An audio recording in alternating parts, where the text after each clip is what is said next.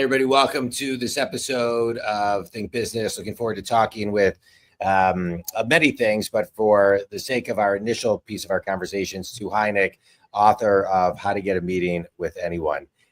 One of my new favorite books, Stu, and it was referred to me by Nick Kallabat, who's a financial advisor with Spartan Wealth Management. And so I always, anytime somebody refers me a book that knows the author, that can make an intro, I love to co-host the podcast with them. And so it just makes it a lot of fun.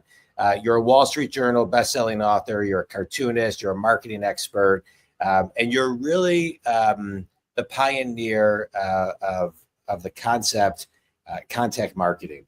And I just want to start there because I think to many people that term is new, and that term is something that I think everybody needs to understand with real granular detail on how not only what it means, but how they can curate and customize it to them and every prospect and every client out there that they want to retain and or generate new business. So Nick and I are going to go back and forth. We'll kind of just be asking you questions, but I thought that would be a good starting point. And so, let's talk about contact marketing. Where did it originate? How did you come up with it? And what does it mean to the everyday salesperson? Well, I'll start with the last question first. It means freedom to reach the people who can change your scale. It's a big deal. If we can't get meetings with the right people, if we can't get meetings, period, then we're not going to sell. But if you can't get meetings with the people who can change your scale, you won't change your scale. You won't grow. So it's a critical thing. You asked about contact marketing, and so I coined the phrase or name in How to Get a Meeting with Anyone, and that led to the American Marketing Association calling me the father of contact marketing. But when I think about what it is, it's not. I didn't invent it at all. This is something that we've been doing in business for a very long time. When I first interviewed my sources to ask them, when you have to really just absolutely have to get through to someone, and we know that they're going to be difficult to reach, how are you doing it? They'd share all kinds of methods. I have methods. You can see over my shoulder a cartoon. I'm one of the Wall Street Journal cartoonists, and so I use cartoons constantly. They're great devices, but people use all kinds of things to break through. And the earliest example I've come across had to do with one of the de Medici family members in Florence hiring Leonardo da Vinci to create something. It was the horsehead lute, actually. It's a famous thing. And that was used as a gift to create an introduction to the Count of Milan. It's been around a long time. So I didn't invent it, but I get to sit atop it a bit because of the book. Well, you may not have invented it, but you sure defined it. And I think that's an art in its own. Is a lot of times another one of my favorite books is The War of Art, not The Art of War, but The War of Art by Stephen Pressfield.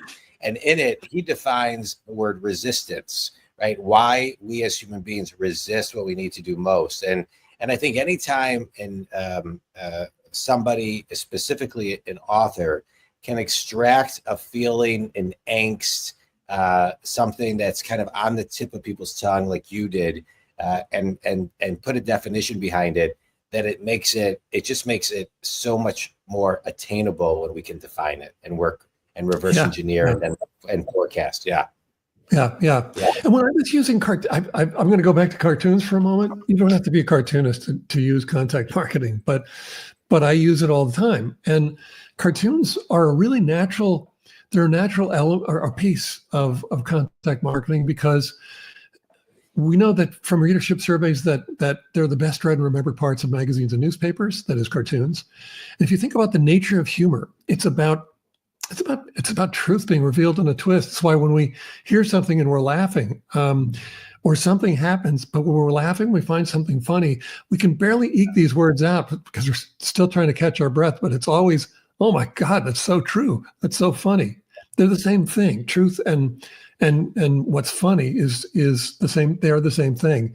And so when you pop a cartoon out, mine are always personalized as well. So it's always about the recipient.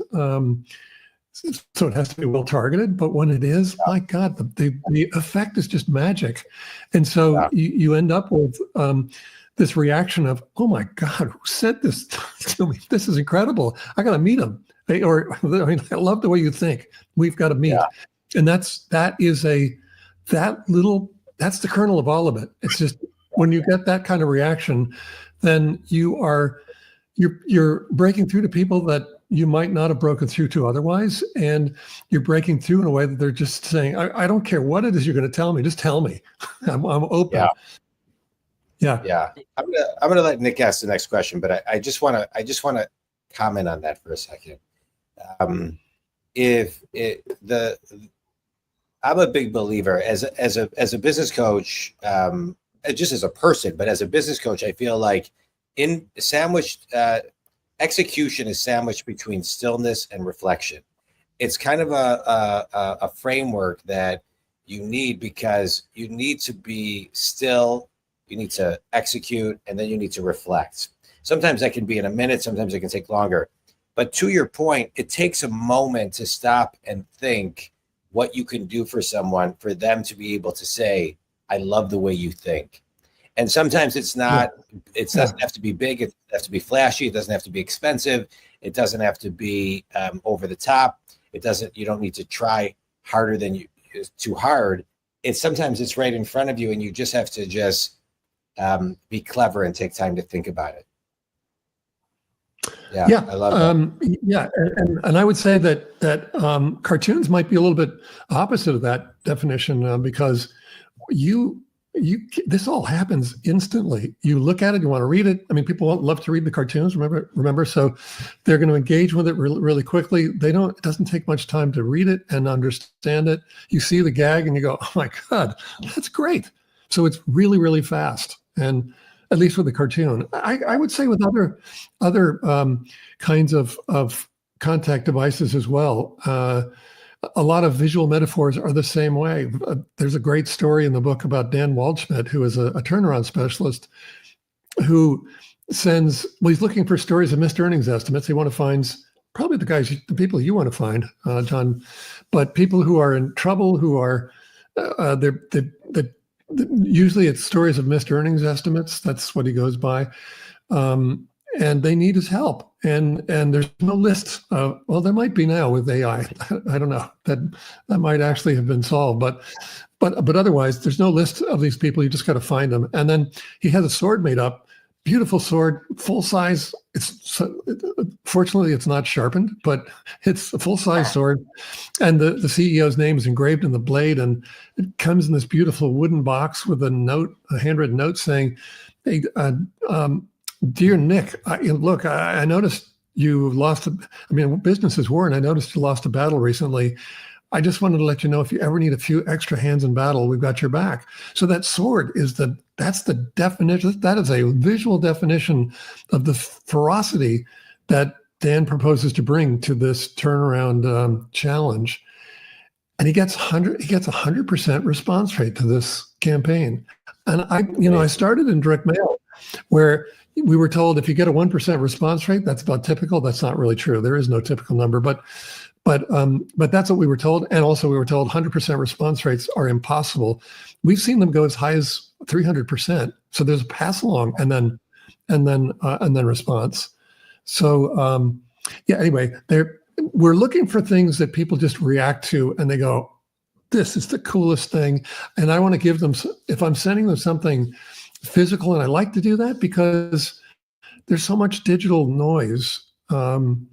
It's hard to stand out on digital channels. But if you send someone something that just is astonishing and something they're going to keep around on their desks, perhaps, or on their wall, like this one behind me, that print, or over my shoulder, you might be able to tell it looks like a coffee spill. It's not. It's a fake coffee spill, but a really cool visual effect. A visual metaphor for opening doors and opening conversations. Yeah. I guess, Stu, can you kind of share with, and you kind of went into it a little bit with the sword, but can you share with everyone some untouchable people, or people you would think would be untouchable, that contact marketing has worked for either you or for some other individuals you've worked with to get that important meeting that, you know, ends up turning out a 6 or 7 figure deal? Yeah, I mean, there are a lot of them. And I could tell you about some of my own stories, but that's not as interesting as hearing about some of the other things that people are doing. So let's do that.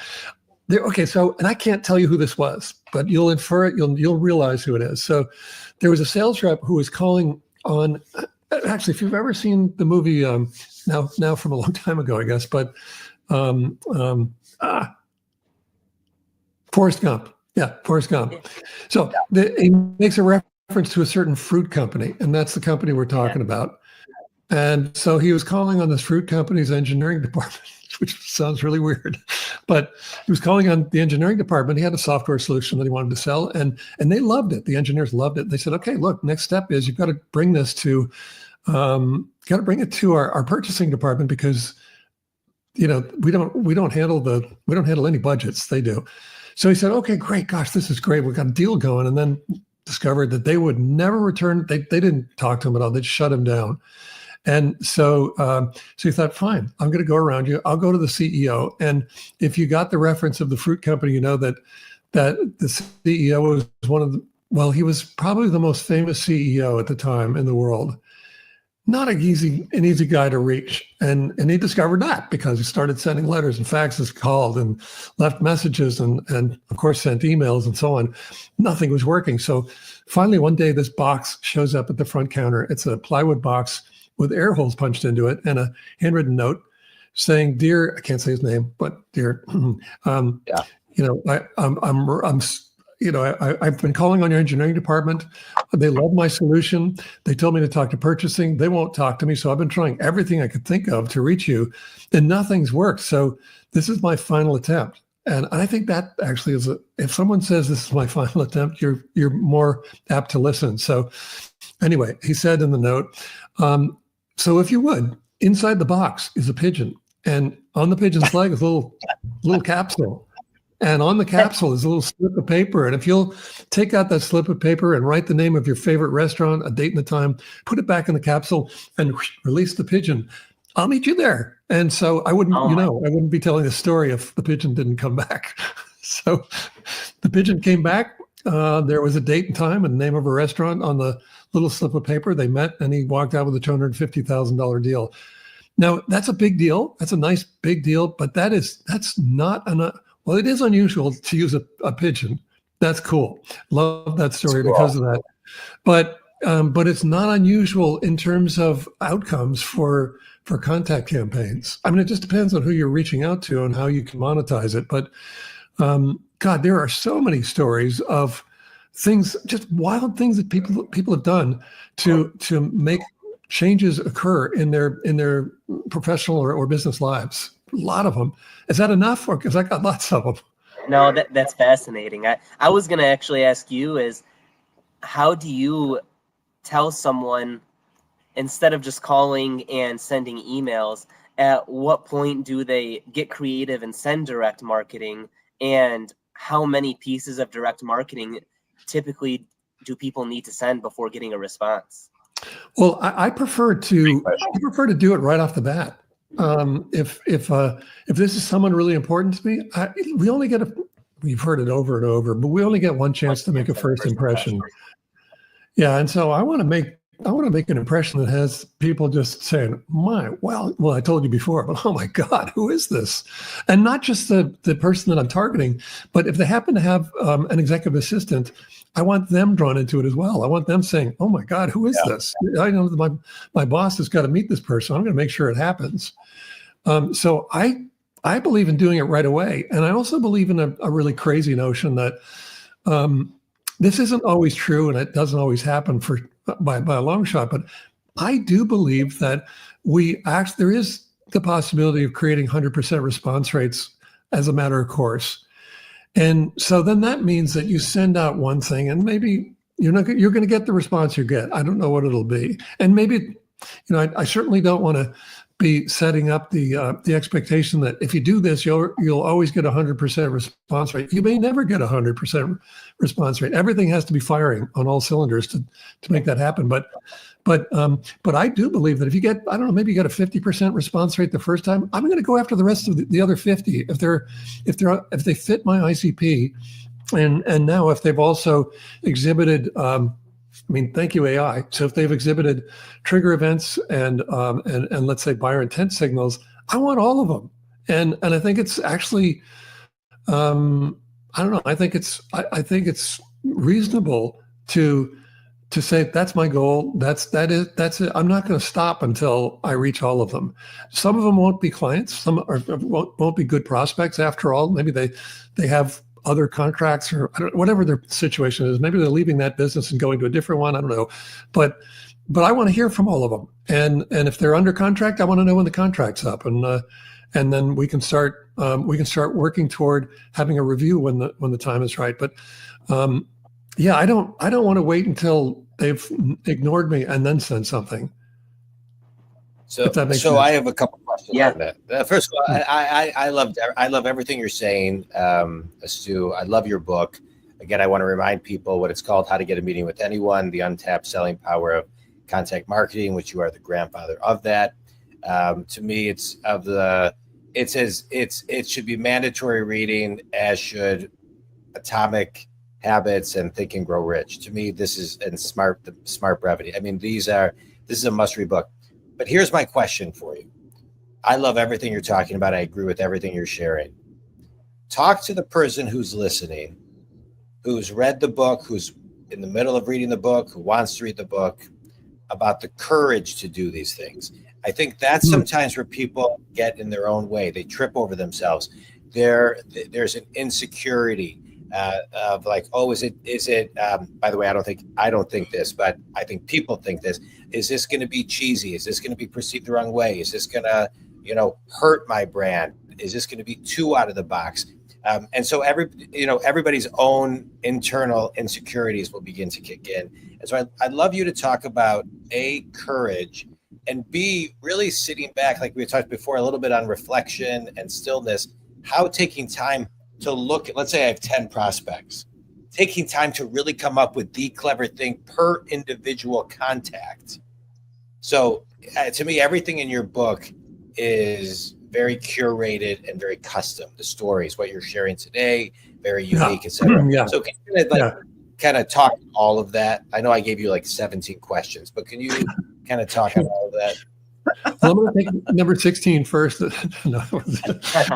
I know. I've read your book, so I know how your brain works. I know you can take it all. Yeah. But about the courage thing. Oh my God. I kind of just want to ask, do you want to have fun? Business should be a lot of fun, I think. Yeah. And there should be, I don't know, when I'm talking to people and I hadn't spoken to them in a while, maybe I've just met them and thinking, I might even ask you this, I don't know, but I'm always asking, what kind of mischief can we stir up? And that's what this is about. It's mischief is fun. Yeah. And it takes you out of your comfort zone. I'm pretty comfortable with it, but perhaps it takes you out of your comfort zone. But I think if you're saying, well, my gosh, that it's so, if it, for some reason it seems unconventional, or here's another going a different direction, it seems old school to send someone something physical. And by the way, I'm not saying you always have to send something physical. I think you should use a lot of different channels. So obviously digital channels as well. It's just that they're very crowded. And if you want to stand out, you probably shouldn't be doing what everyone else is doing. So that also goes to courage, your courage question. If you want to stand out, you got to decide whether you want to do it or not. If you do, then you've got to be audacious. And being audacious means you're not doing what everyone else is doing. You're not in the same channels everyone is, or at least you're not solely in those channels. And that's why, in the end, I do love sending physical things. I want someone to, I sent a print of a cartoon to Mark Cuban, and actually I have the cartoon. I don't know if you'll be able to see it all, see it, whatever. We'll try it. But anyway, this one, two women having coffee. And so she's telling her friend, Mark Cuban says you can tell a lot about a person just by looking at their Mavs tickets. I tend to agree. Well, he was the member of the Mavs. He was the owner of the Mavs. And he totally agrees. Like that's how he judges people, I think, at least within the Mavericks organization. So that's framing and it's up on his wall, and so I sent one to Ed Bastian, the CEO of Delta Airlines, and I saw it it's still on his credenza. He shot a video in his office, and there it was on his credenza. I want to send things that people just treasure, and they just. I want them to have the whole thing to be a treasured experience, and you don't do that if you're not audacious. I mean, you won't stand out if you're not. So yeah. I hope that answers the courage question. Have fun with it. It does. Rather than whether it's scary or not, are you having fun? If you are, then do it. Well, I love what you're saying because, I just want to comment on that real quickly. I love what you're saying because it's don't take yourself too seriously. Just, again, I know you just said this, but have fun and I think community, it's about putting yourself in the space to be audacious, to be fun, to move over to that space because the proof is in your book, frankly, Stu, that it works. If anybody, if you're looking for validation, read the book. If you don't have enough, read the book again. If you need more, Stu has an updated version coming out in June 2025. Yeah. I always have something more to sell you. You need more of that. Yeah. Yeah, it's true. It's just, if you're going to stand out, do it, man. Just do it and have fun with it. Now you asked about I wrote down scrapes, but really is it worth spending the time to understand each person, who they are, what motivates them, what they're talking about, what they're working on? Well, of course, you should do your level best to do that. And now with AI, that's even easier. But even before AI, you could do profile scrapes, and that's a very successful way or mode of using contact marketing, is to find out what's going on with each person, and then crafting a gift based on or something, at least crafting some form of approach based on what you're learning from it. There was this really cool story Mike Polly told me about. There was a prospect he was interested in, and he noticed the prospect had posted a picture of himself in his office, and behind him on the bulletin board, he zoomed way in and found a sticker for, I've forgotten what it is. I'm going to get it wrong, but I'll call it Deadbeat Coffee. I know it's not, maybe Death Wish Coffee. I don't know what it is, but he saw that sticker. It's a very obscure brand of coffee. So he sent a pound of that coffee to him. And that, of course, got through to him. That was like, how did you know? How did you even know this about me? Nobody knows this. Well, you have a little clue on your wall. And now AI makes that even easier. There are some really interesting new platforms popping up that will do these profile scrapes at scale. And I mean, like, there's no excuse not knowing something about your prospect while you're reaching out to them. Now I called there's another book I have out called Get the Meeting, which I also recommend because it has a lot more of those campaigns. And in that book, there are photographs of the campaigns. And that's just in direct response to what readers were saying when How to Get a Meeting with Anyone first came out. They were saying, man, I love the ideas in the book. I love the stories, but I wish I could have seen what these looked like. I thought, okay, I guess I better do that too. So Get the Meeting has a lot more stories as well. And I recommend that. But in that book, I described two modes of personalization. So there's, I would call it wide personalization and deep personalization. So deep personalization is what I just described. It's profile scrapes, and it's getting to know each person and crafting some very customized form of outreach to each one of them based on what you've learned. So there's no cookie cutter approach to that campaign. The wide personalization is what we would apply in, in direct mail, for example. So when I'm personalizing, let's just say a cartoon, I know their name. I'm going to put the name in the caption of the cartoon. I don't know. I may not know much more, or maybe I do. Maybe I know that it's a stock. Every one of them, everyone on the list is an investor in stocks. Well, then, okay, great. I know something about that.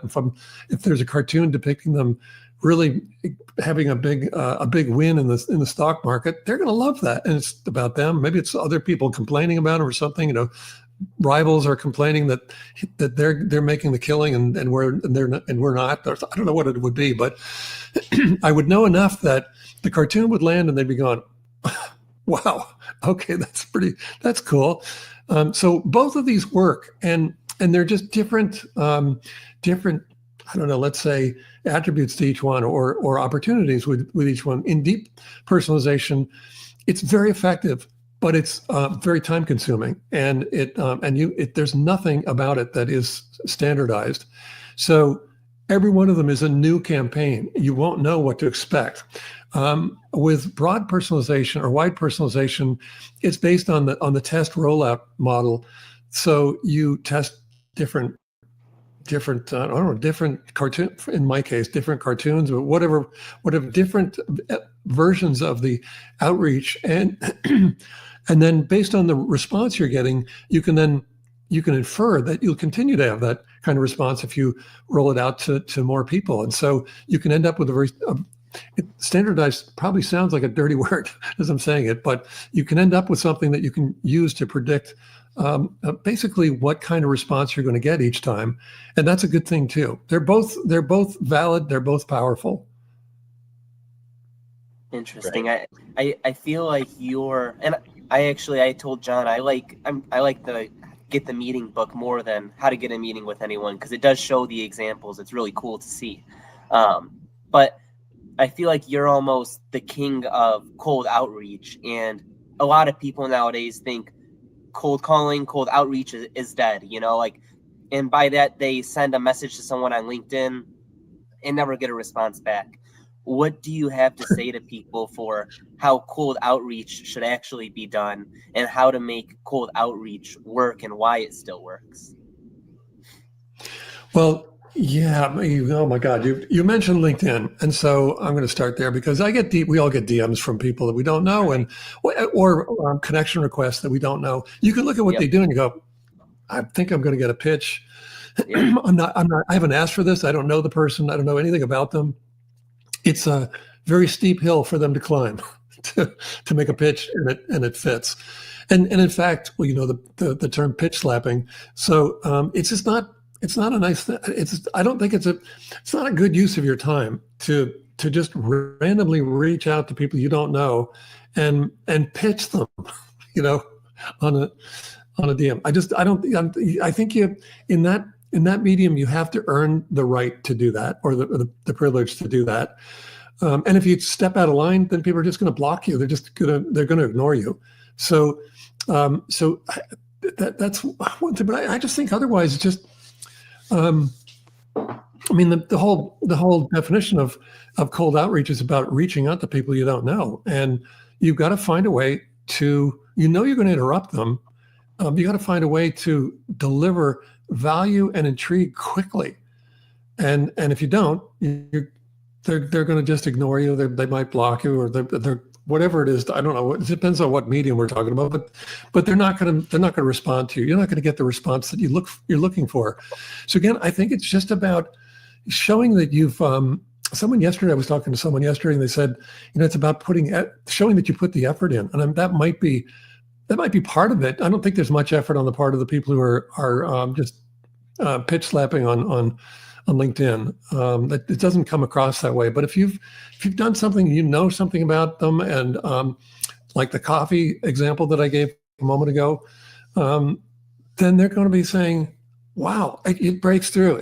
Somehow it flips a switch," and you need to be able to create that sort of flip moment to turn that switch. So they're not saying, "Who's this?" Instead, they're going, "Oh my God, who is this?" So does that answer your question?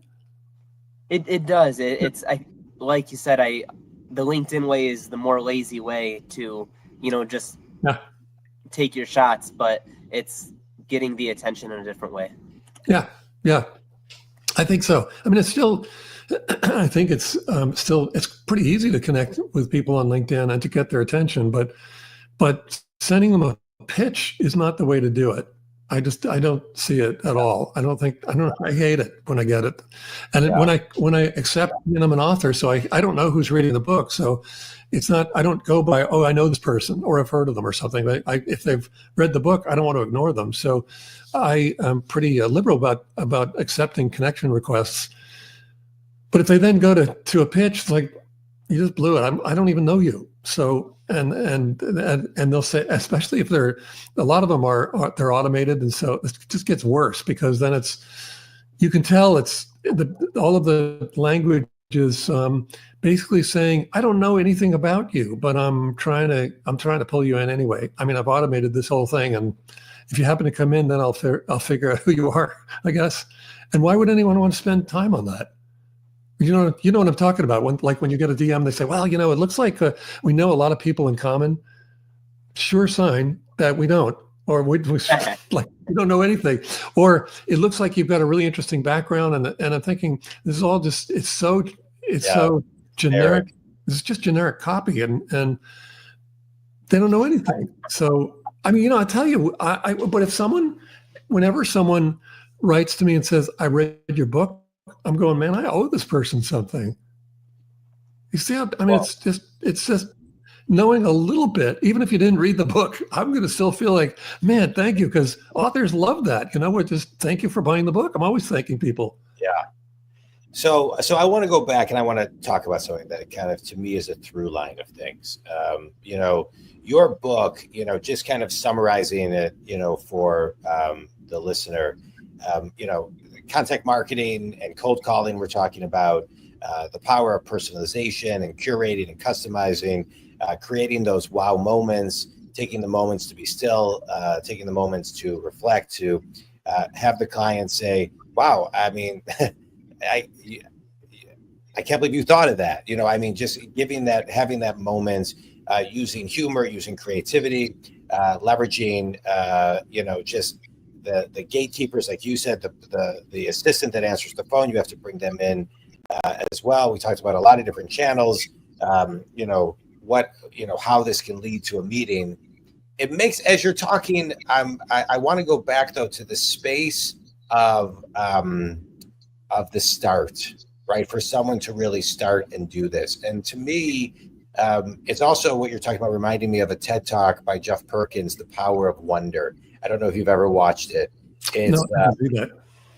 It's one of my favorites. I'll email it to you. But it's Jeff is he's the founder of Priceline, and he talks about how how we need to, long story short, look at things through a child's eyes. We have to always wonder and always be curious. And he does something 15 minutes a day where it's called info sponging, and he spends 15 minutes doing research on things outside of his industry to see how it affects his industry. But it's the whole idea of wonder based, I don't want to tell you the TED Talk, so based on the influence of a child's eyes when he was in the office. And so the through line to me of what you're talking about is get out of your own way. Don't take yourself too seriously, have fun, and find the space for you to step into your audaciousness, to differentiate yourself from all the noise that is getting only noisier. And so I kind of want to talk about kind of getting the person into that space, because that's where I think people will freeze themselves. So how would you recommend they get out of their heads in the theory of what we're talking about and into their heart and into their inner child to kind of really execute and have fun with everything you're sharing? Well, so the two books we're talking about, there are lots of stories in there of how people have reached out and made connections. I mean, like the one with the pigeon story, it's such a cool one. I'm going to use it, sort of. I'm going to be shipping it when I have copies of the new edition of the book. I'm going to ship them to a few people, like probably about a dozen people, and I'm going to ship it in a live animals box. And because there's a story, story in the book about that. And I think, I think one of the things that they could do is just to read the book or read both books and just get inspired about, oh my God, yeah, but I'm in the insurance, but I don't know what business you're in. Of course, all kinds of businesses, but I mean, oh my God, I can just see how this would work, why this would work. Or, I mean, just get excited by what other people are doing. You know, when you hear the story of Chris Christopherson and the singer-songwriter and how he connected with Johnny Cash and changed his life, you can't, and that's in Get the Meeting. But you can't help but just say, I got to do it. You know, if that's what, I mean, we wouldn't have even heard of Chris perhaps if he hadn't done this thing, if he hadn't been so audacious and persistent and just sort of unreasonably bold about it. And that is that's the headspace I need to get into, or I'm just gonna drown in a sea of everybody else. Yeah. So there's that. Now, I don't mean. Hold on. I just want to comment on that. I want to comment on that because I think it comes so easily to you. I just want to extract one thing. Think community. I think what's so important is, you know, almost time block time to just sit and try to get into that space. And maybe you time block 1 minute to try to get into that space, and then 2 minutes, and then 3 minutes, and then 5 minutes. But I think there is an intention and a practical step you need to take to say, I'm going to practice, and for the next 30 days, I'm going to put 15 minutes, 10 minutes, 5 minutes, 1 minute into my calendar. I'm going to go sit in a chair and I'm going to get into that space. And the more insecure I am, I'm going to do my best to really keep on adding the minutes to get deeper and deeper into that space. I think there's a responsibility to the reader to take the moments and put the space in their calendar and then honor that space, to evolve it, to let it kind of sink in, you know, into their DNA, because the average attention span is less than 7 seconds, which is less than a goldfish. So to make a lasting impact, you know, it lasts forever. Anyway, sorry, I don't mean to interrupt you, but I just want to. I don't want to. I think I don't mean to make a pitch. That's not why we're doing why we're here. But I'm so excited to show this one thing. If you don't mind, I'll share it. You mentioned you have 7 seconds to get someone's attention, and we know that if you send someone a FedEx, generally that gets. I don't know that they get excited. They don't know what it is, but they're not going to ignore it. And so I've been playing with this thing I call the Heinecke window. Do you see what's going on there, though? So there's a window. What's that picture of? Oh, that's a cartoon. Oh, that's great.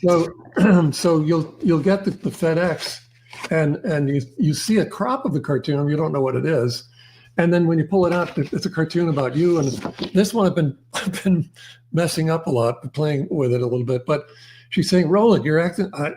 Well, actually, I got to set this. Let's say I was sending this to someone. Let's say Nick was in the pool business, then I would send him this, and then she'd be saying, "Roland, you're acting like Nick's old pool guy," or something like that. So he's making a mess, and we get to customize it that way. But that will that I know that'll get through. We're just playing with it right now. I think I'm going to turn that into a regular service and make it part of a mastermind. We should talk about how we team up and do this. Maybe, I don't know, but I would love it. I would love it. If you don't have the tool, I've got tools, you know. So we could also make it pretty easy on you. I would love it. And you know, it's just the creative element is amazing. I have a question for Nick, because Nick introduced me to the book. Nick's a financial planner. You know, I love talking to him about creative ideas that he has, you know, how he plans for people. What was the essence of the book, Nick, that really got you hooked? You know, it was really, a lot of books I read have a title that sound as good as Stu's, but then they don't really tell you how to get the meeting, or, you know, they don't really follow through with their title.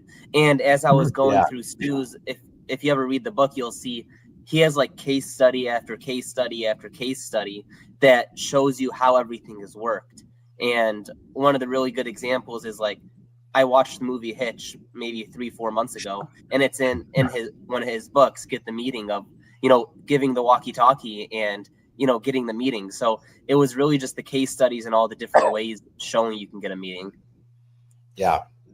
Yeah. I'll comment on that too, because I think the way you share in your book, people learn through story. It's like the greatest way to just like really, increase retention so people can hear the theory, understand the concept, and then you apply it to real life story. I think it's great. Yeah. That's great. Yeah, and if I'm not doing the interview, but Nick, I have a question for you. Since you've read both books, and You get this, dude. This is your time. Do whatever. Yeah. Well, I'm just curious.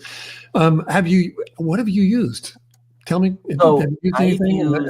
What's happened? I've mailed out to prospects of mine, not cold outreach, but prospects that had gotten a little bit cold. And for that, I've just done UPS envelopes. In those events, I'd say 80 to 90% of the time, I've gotten back, the prospects have gotten back with me, and actually multiple of them have moved forward. It's just the way financial planning works. It's a month after month of a conversion cycle. So sometimes it takes 6 or 9 months for new clients, and that's completely fine. But life happens, people lose track of things, and the UPS has been what I've been using. I have not gone to the cold side yet, of which actually John and I have been talking about doing, of reaching out to some specific individuals that I've wanted to work with and taking a shot. And what about, sorry, again, I'm not, I don't mean to take over, but what about referral sources? Because I think that might be the key to breaking through to high level clients, and because I think it takes a long time to create a relationship with a financial planner, or for financial planners, because without that relationship, that like nobody even wants to, I'm not going to tell you about my money and my finances. I'm not going to do that. And so, but if you were coming through attorneys and CPAs, they're telling their clients, you need an advisor to help you with this, whatever it is. Then you walk in at a completely different level. And I'm just wondering, have you done any campaigning to them? Any campaigning to referral sources? I have not. Most of our clients come from referral sources. Yesterday we met with someone that came from a CPA, and the day before we got lunch with an attorney and a guy looking to exit through private equity. So most of them come through, I'll say, CPAs and attorneys, but I have not thought about sending something to a CPA or attorney. Because I'll tell you one thing, they love to put things up on their walls, framed, especially attorneys. Yeah. Yeah, I think that would interesting. I didn't think about. Yeah, I did not think about them. We'll have to talk. So good. Yeah. Yeah. Sorry. Go ahead. I just want to say one comment, then I'll let you ask Nick. I just want to. I want to express one thing you're talking about that is. And I talk about this a lot with my clients, and I love that you're taking it, because you're taking me to another level. Is you got to be bold, and when you however bold you are, you then have to be bolder and tactful. You can be sophisticated and bold at the same time. You can be fun and bold. You can be edgy and fair and bold. But I think that's what I'm getting from you, because it's like. Because in my head, even when I read the book, I was like, oh, well, maybe this is like the third, fourth, or fifth, reach out. But really, it's like, take the time, preset it up and just go in and be bold. I love what you're talking about, Stu. Sorry, Nick, go ahead. Yeah, I was going to say smart, bold, and funny is a good combination. Yeah. It seems to work. Yeah. Yeah, I love that. That is the I was key. going to ask you, I was going to say it. There's so many different like campaigns you talk about in your book. And you even mentioned like the pigeon one. I was going to say it. If you had one shot on a specific mailer or campaign that is a surefire way to get a meeting with somebody, what is that one piece that you send out, whether it be a cartoon, a pigeon, or what is the one piece that in your mind will always work? Well, I know it's a hard question, but no, it's a great question. You see Yeah, you see the cartoon here, this strip cart. Well, you can't see it very well, but it's a strip cartoon, multi-panel cartoon, and it has those bubbles in it. So all of the captioning is done in handwriting. And I'm going to just describe it because I'm not going to. And I actually, after the fact, I can share a video if you'd like to insert it into the podcast. But it's cowboys sitting out on the range. It's nighttime. They're sitting around the campfire, and one of the cowboys is asking, "I ever tell you fellas the story of Billy the Kid?" "Yep, sure did." But the other ones are answering. And then the next panel, and let's say, Nick, I was sending this to you. One of them was saying, or the same guy is saying, "How about Wild Nick Kallabat?" And I love adding the word wild to anybody's name, but and then the third panel, the other guy saying, "You mean the financial advisor from I've forgotten where you're from? Well, let's say Detroit. I'll just take a guess." Spartan Wealth Management. Yeah. Yeah, the wealth management guy from Detroit, let's say, and then the final panel are going, "Yep, sure did, at least 100 times before." So they've already heard the story of Wild Nick Kallabat 100 times from this guy, and so the thing is on that one, I've sent that one to to Gary Vaynerchuk. It's up, and what he did was he put it up in his lobby. So, okay, that's interesting. Then I sent one to Grant Cardone. That's up on his wall in his podcast studio. And so now what we're doing is we're sending these now made. They're blown up to 2 by 4 feet, and they're on half-inch foam core board. It's just this beautiful presentation of it. And we're sending them that big because, well, that's the biggest thing I could send, unless we took out a billboard across the street from your office, perhaps. But that's the biggest thing I could send. And I already know that you send it to people like Gary and others, and they keep them around anyway. But if they're that big, they might keep them in their lobby even. So I send them lobby art, and I think that's probably the biggest thing I could send. But I'm still kind of curious about this guy. Just the FedEx package too. I think I love that idea, because if I'm going to send the big cartoon, I mean that'll be $700. So it's an expensive thing to do. The FedEx thing, it costs you can do a one rate shipping. It costs you $10 to send it a couple day air.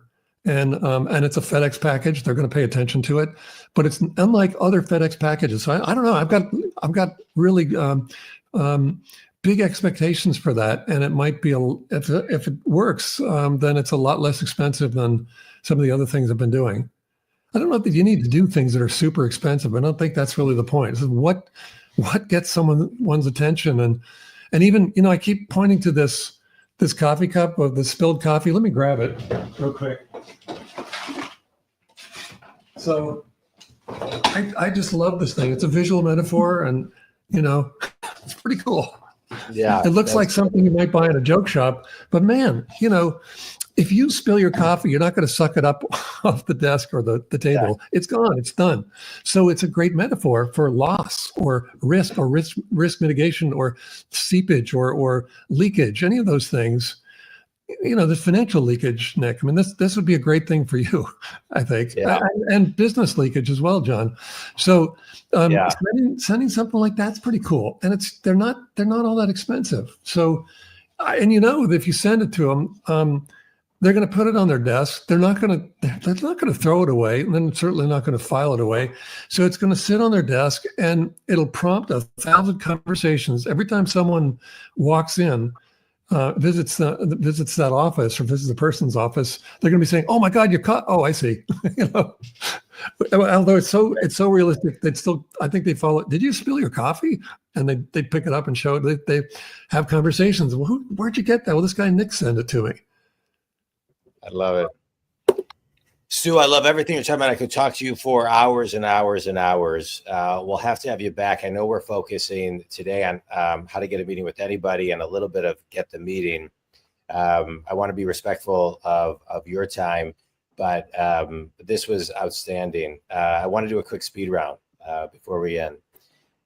You've written phenomenal books, Get the Meeting, How to Get a Meeting with Anyone, How to Grow Your Business Like a Weed, How to Get a Meeting with Anyone. The updated version is coming out in June 2025 with updated, everything. I know you wrote the book 9 years ago and it's going to be refreshed.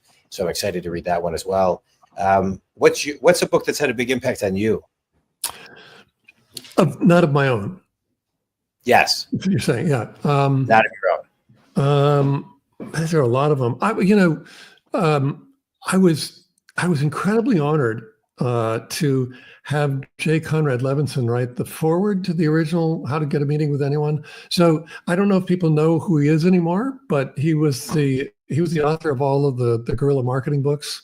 Yeah. And so he had a huge impact, and I ended up coming to know him, obviously, because otherwise I would have had him write the foreword. But and that seems to happen a lot now. Most recently, completely, I don't think you'll expect this at all, actually. But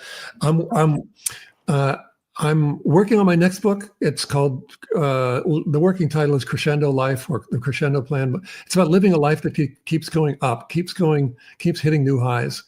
It's how to live an extraordinary life, and it stems from a dream I had as a young man. And I ended up.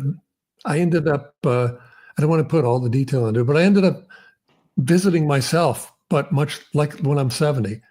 And having a conversation about, and the 70-year-old version is saying, you won't believe the life you're going to live. Or yeah, I mean, I can tell you what it is. I mean, all these things have happened, but you're going to have to do certain things to make it happen. I'm going to have to share with you some secrets on how to make this happen. And so I'm doing interviews with really extraordinary people and asking them, if you could give advice to your 20-year-old self, what would it be? And we've got different chapters that are already set. So within those parameters, what's the advice you would give? That's going to be a lot of fun.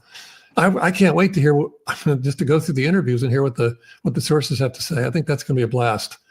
So you're blowing. So hold on. Hold on 1 second. So in your 20s, you had an experience where you connected with your future self. Yes.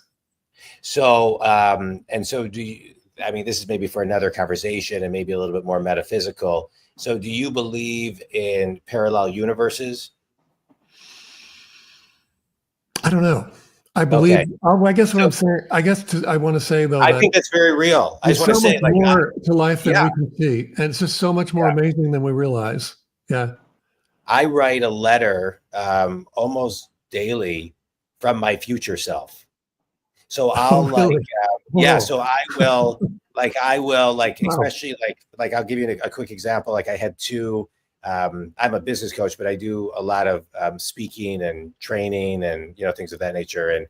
And I will write a letter on a Sunday from my future self on how it went. And I'll date it. Like if it's on a Sunday, I'll date it like on Wednesday at 5:00 and I'll write it from my future self.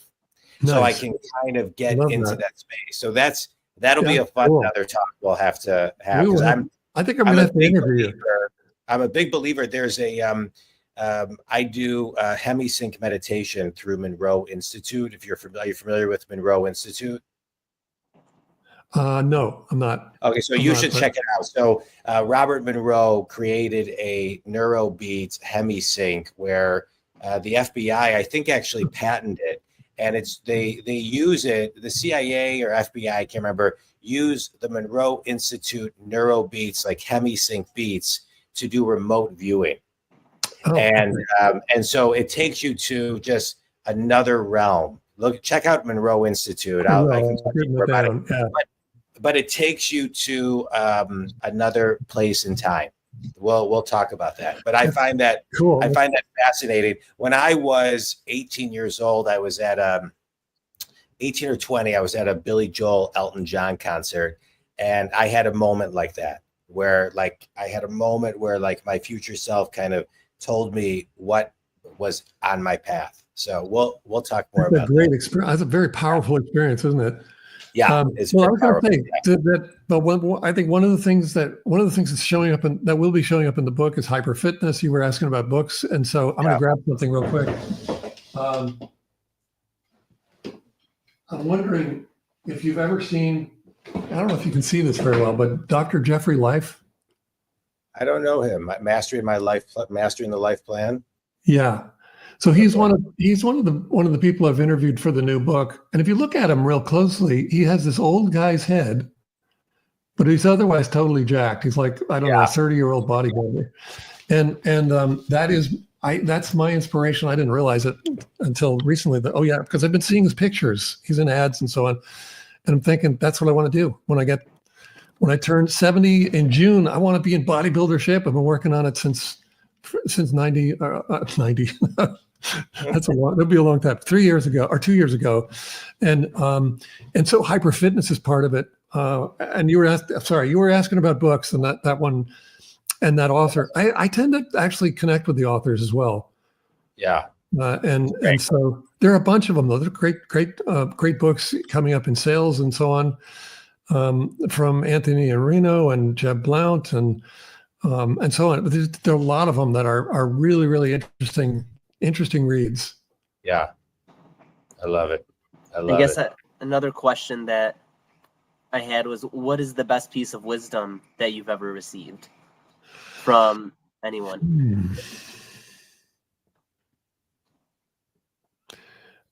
Well, I don't think I receive it as just a statement, but as maybe either I don't know, maybe just a fascination from a distance, or maybe this. When I was first starting out in my career, I recruited a lot of. I had this agency that I started up for creating direct mail with cartoons in it, and it was doing really well. So I recruited a lot of my heroes from of cartooning from Playboy and the New Yorker, and ended up they became good friends, and I would go to most of them were in New York, so I'd go to New York and we'd hang out, and I hadn't realized that they didn't realize it either, but I was going through this giant mentorship program by some of the greatest cartoonists in the world. And so I don't know if it was one certain thing, but it was just sort of a what is it like to be a cartoonist at the top of that game? What's it like to be at the top of any game, really? But what's it like? And but in terms of, I don't know, I just think in terms of like change, the change is inevitable. And it's one of my own sayings is just that the one thing that never changes is that things always change, because they do. And we should be, I mean, if you were angry at the beach, if you were at the beach and you're saying, what are these waves doing? They keep coming in. It would be so futile to resist the waves. But then there are other people who are out there surfing them. And I think that's what we should be doing with change. It's great. I love it. Last question, Stu.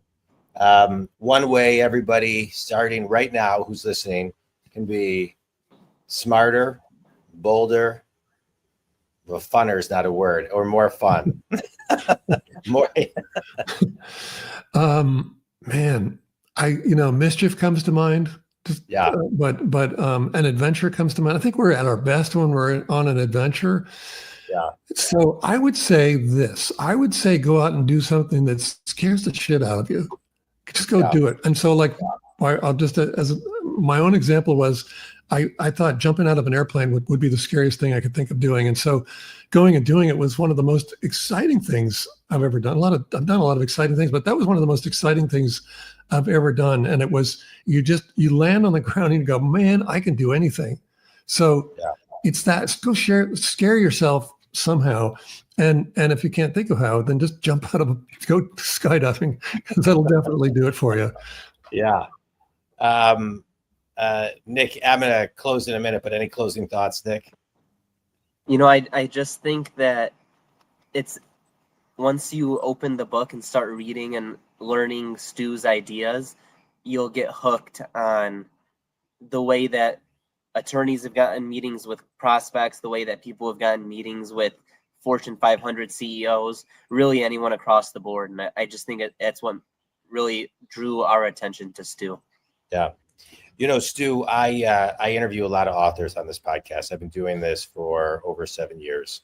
And sometimes you read a book and then you meet the author and you're like, I don't know if I like the book anymore, because it's like the book becomes very theory-ish and like they're not the essence of the book. And, there's just a disconnect. And so I loved your book, and now I love it even more. And I think thank you. one of the things one of the things I think that you do, which seems very contagious, and I'm so grateful that that you connected with Nick and that Nick connected, all of us so we can do this podcast together, is, you inspire people to get out of their comfort zone. You inspire people through, many people would have done what you've done and never written about it, so nobody else could do it. Yeah, right. There's that kind of mentality, that fixed mentality, but an abundant mentality of sharing your stories and sharing how to be bolder and putting real life stories behind it.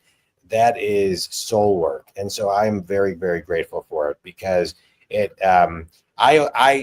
anytime, I love being inspired. I love, thinking about where I can get bolder and things of that nature, but you need the right mentor and teacher to kind of bring it out. And I think you bring it out. Your books bring it out, and you bring it out, and you brought it today. So I'm very, very grateful for your time and for what you've written. I remember when I really started reading, I'm going to be 53 this year. And when I really started reading, I was 18 years old.